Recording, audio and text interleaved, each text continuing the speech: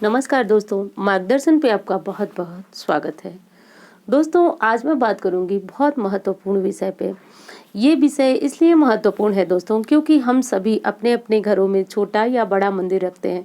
कोई कोई श्री ठाकुर जी की उपासना करता है, कोई माँ दुर्गा की, गणेश जी की, विष्णु जी की, यानी हम सब अपने अपने अनुसार अपने अपने इष्ट देव या फिर पंचदेव की आराधना करते हैं। तो आज आप जानेंगे कि देवता को भोग लगाने का मंत्र कौन सा है, देवी की अगर आराधना करते हैं तो उनको भोग लगाने का मंत्र कौन सा है। दोस्तों, मंत्रों में बहुत अधिक शक्ति होती है। बिना मंत्र के आप भोग लगाएंगे तो भगवान स्वीकार नहीं करेंगे, ऐसा बिल्कुल नहीं है दोस्तों। पर शास्त्र में ये जरूर कहा गया है कि देवाधीना जगत सर्वम मंत्राधीना च देवता, यानी हम सभी यानी सभी मनुष्य जो है वह देवता के अधीन है और देवता जो है वह मंत्रों के अधीन है। तो दोस्तों, मंत्रों से अगर हम भगवान की पूजा करते हैं, उनको भोग लगाते हैं, तो वो अति शीघ्र हमसे प्रसन्न होते हैं। तो आज आप जानेंगे भगवान को भोग लगाने का मंत्र जानेंगे। और अगली चीज ये जानेंगे दोस्तों, ये आपका ही प्रश्न है कि लहसुन प्याज युक्त भोजन से भगवान को भोग लगा सकते हैं या नहीं लगा सकते हैं। सभी देवी देवता को एक थाली में भोजन लगाएं या अलग अलग थाली में करके या फिर अलग अलग प्लेट में करके भगवान को भोग लगाएं। तो भोग लगाने से संबंधित जो छोटी बड़ी जानकारियां हैं वो आज आप इस वीडियो में जानेंगे। दोस्तों, एक विस्तृत वीडियो मैंने बनाया काफ़ी टाइम पहले का वो वीडियो है, शायद इसलिए वो मिल नहीं रहा होगा आप लोगों को। तो अगर वो वीडियो भी पूरा कंप्लीट जो है वो भगवान को भोग लगाने पे ही है और काफ़ी विस्तृत वीडियो है उसमें। अगर आप विस्तृत जानकारी लेना चाहते हैं तो उस वीडियो को देखें। मैं कोशिश करूंगी, या अगर याद रहा तो डिस्क्रिप्शन में मैं लिंक दे दूंगी, आप वहां से भी चेक कर सकते हैं। तो हाँ दोस्तों, मैं बात कर रही थी कि भगवान को भोग लगाने का मंत्र जो है वह आज आप जानेंगे।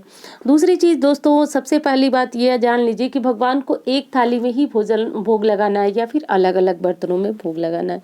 दोस्तों, भोग लगाने में ये विशेषता होती है कि ठाकुर जी को, हनुमान जी को भोग लगाते समय आप तुलसी की पत्तियाँ जरूर डालते हैं और डालना भी चाहिए, क्योंकि इनके बिना भगवान का भोग जो है भगवान स्वीकार नहीं करते हैं। पर प्रायः जैसा शिव परिवार को है, माता दुर्गा को है, अगर इनको आप तुलसी पत्ती के साथ भोग समर्पित करते हैं तो माता दुर्गा वो भोग स्वीकार नहीं करते हैं, शिव परिवार को वो भोग जो है स्वीकार नहीं होता है। तो अब समस्या ये आती है कि आप श्री हनुमान जी के भक्त हैं, ठाकुर जी को भोग लगाते हैं, तो जिन देवी देवता को एक तुलसी की पत्ती पड़ती है उनको आप अलग किसी कटोरी या प्लेट पे भोग लगाएं। बाकी जिन देवी जैसे शिव परिवार हो गए तो आप उनको एक साथ ही भोग लगा सकते हैं, एक बर्तन में ही भोग लगा सकते हैं। अब भोग लगाने में करना यही है दोस्तों कि आपको भोग ले जा करके भगवान के सामने रखना है। भगवान के सामने रखने के बाद जो है आपको भगवान से प्रार्थना करनी है कि हे भगवान, हमारे द्वारा लगाया हुआ भोग जो है वह आप स्वीकार करेंगे। और दोस्तों, सबसे अच्छी बात तो ये है कि भगवान हमारे द्वारा लगाए हुए भोग को स्वीकार करते हैं। अब कई लोगों का ये तर्क होता है कि भोजन कम नहीं होता है, फिर कैसे भगवान भोग स्वीकार करते हैं। दोस्तों, भगवान जो है वह दो प्रकार से अपना भोग स्वीकार करते हैं, एक तो सुगंध के माध्यम से और दूसरा दृष्टि के माध्यम से। तो भगवान जो है सिर्फ सुगंध के माध्यम से हमारा भोग जो है स्वीकार कर लेते हैं, तो हमें उस भोग को कम होने का कोई सवाल ही नहीं उठता है। परंतु दोस्तों, इसको चेक करने के लिए आप दो भोजन को अलग अलग बर्तन में रखिए और जिस भोजन को आपने भगवान को भोग लगाया हुआ उसके स्वाद में तुरंत अंतर आ जाता है।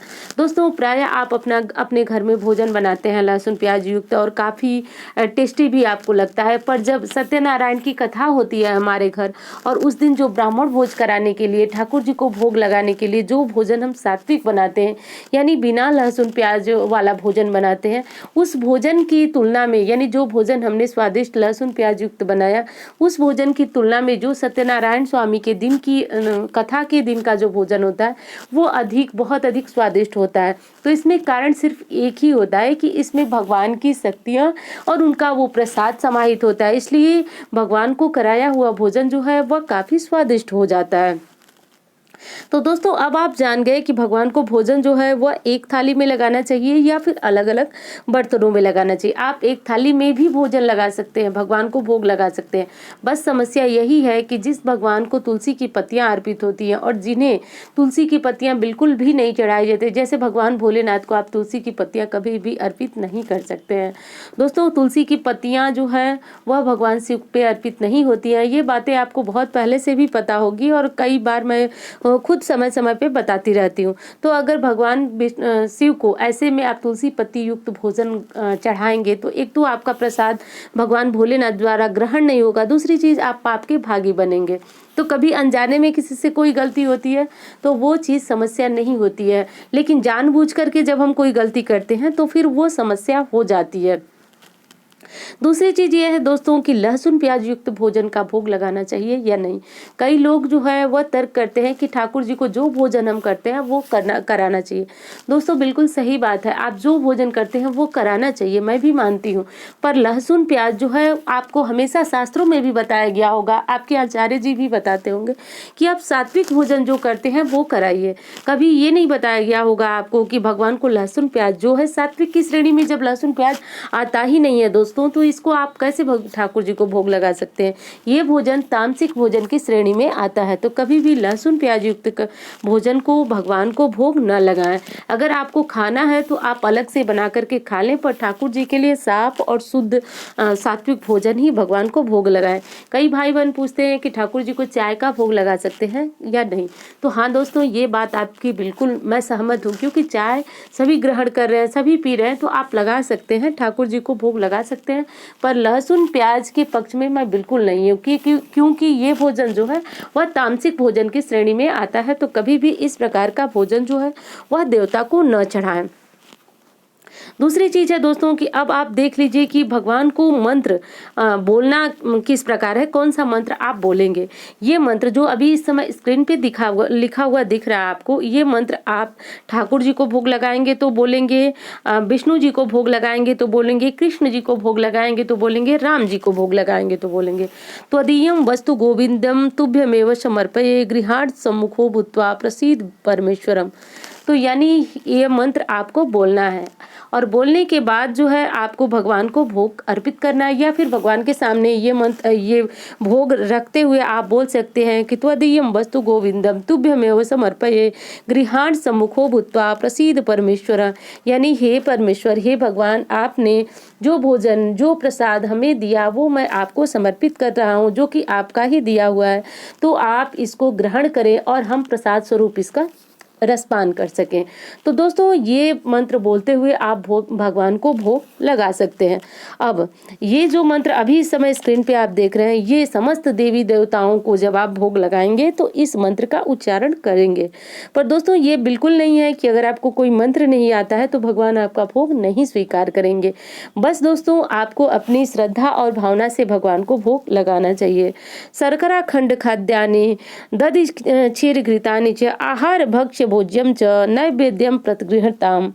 यानी दोस्तों भगवान को या देवी या देवता किसी को, जिन देवी देवता को मैंने बताया कि भगवान ठाकुर जी, श्री कृष्ण जी, विष्णु जी, गणेश जी को आप जब वो भोग लगाएंगे तो जो पहले मैंने मंत्र बताया वो मंत्र आप जपेंगे। और ये मंत्र जो अभी आप स्क्रीन पे देख रहे हैं वो मंत्र आप समस्त देवी देवताओं को भोग लगाते समय बोल सकते हैं। तो एक बार फिर कहूंगी कि अगर आपको मंत्र नहीं आता, पहली बात तो ये कि आप इस समय स्क्रीन पे जो दिख रहा है आप उसको लिख सकते हैं। लिखने के बाद आप इन मंत्रों को उच्चारण करें 1, 2 बार, 3 बार, या फिर 1 हफ्ते अगर देख करके आप कोई मंत्र लिखें और देख करके उसको पढ़ने लगते हैं तो फिर वो मंत्र आपको निश्चित रूप से याद हो जाता है। तो दोस्तों ऐसा कुछ नहीं है कि जो संस्कृत नहीं जानता है वो मंत्रों का उच्चारण नहीं कर सकता है। शर्करा खंड खाद्यानि दधि क्षीर घृतानि च आहार भज्य भोज्यम च नैवेद्यम प्रतिगृह्यताम। तो दोस्तों इसी प्रकार करके मंत्र जो है आप जप सकते हैं। दोस्तों कोई बहुत सारा कर्मकांड सीख करके पैदा नहीं होता है, यानी बहुत सारी चीजें ऐसी हैं जो मनुष्य हर कोई देखिए, हर कोई शास्त्रों की जानकारी नहीं रखता है, हर कोई जो है वह वेद शास्त्र नहीं पढ़ता है, या फिर संस्कृत भाषा जो कि जिसका कि आजकल लोप होता जा रहा है। तो बहुत सारे लोग ना तो पढ़े हैं, ना तो उनको जान सकते हैं, पर इसका बिल्कुल ये अर्थ नहीं है कि आप मंत्र को पढ़ नहीं सकते, समझ नहीं सकते। आप बस इन मंत्रों को जैसे लिखा हुआ है उसी प्रकार आप एक कागज पे नोट कीजिए, और 1 हफ्ते तक अगर आप इनको लगातार पढ़ते रहेंगे तो ये मंत्र आपको निश्चित रूप से याद हो जाएंगे। तो दोस्तों, इस प्रकार से करके आप अपने भगवान जी को भोग लगाएं और उनकी कृपा प्राप्त करें।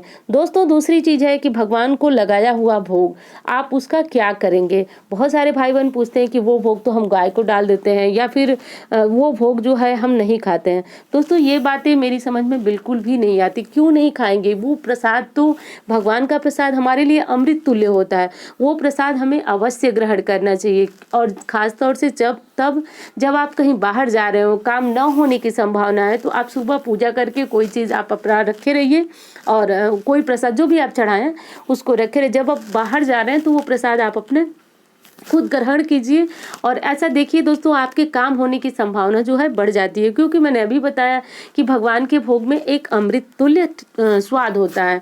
दूसरी चीज़ है दोस्तों, मैंने बताया आपको कि आप समझ सकते हैं कि भगवान के भोग में कितना स्वाद होता है, कि जब हम बहुत अच्छी प्रकार, मैंने उदाहरण अभी दिया आपको कि भोजन बनाते हैं और वो उतना स्वादिष्ट नहीं लगता है, पर जिस दिन हमारे यहाँ सत्यनारायण भगवान की कथा होती है उस दिन का भोजन जो होता है सात्विक होते हुए भी कितना अधिक स्वादिष्ट होता है। तो बस यही चीज़ें हैं दोस्तों जो ध्यान देने वाली है। उम्मीद करती हूँ वीडियो आपको बहुत पसंद आएगी। मिलती हूँ इसी तरह की वीडियो के साथ। धन्यवाद।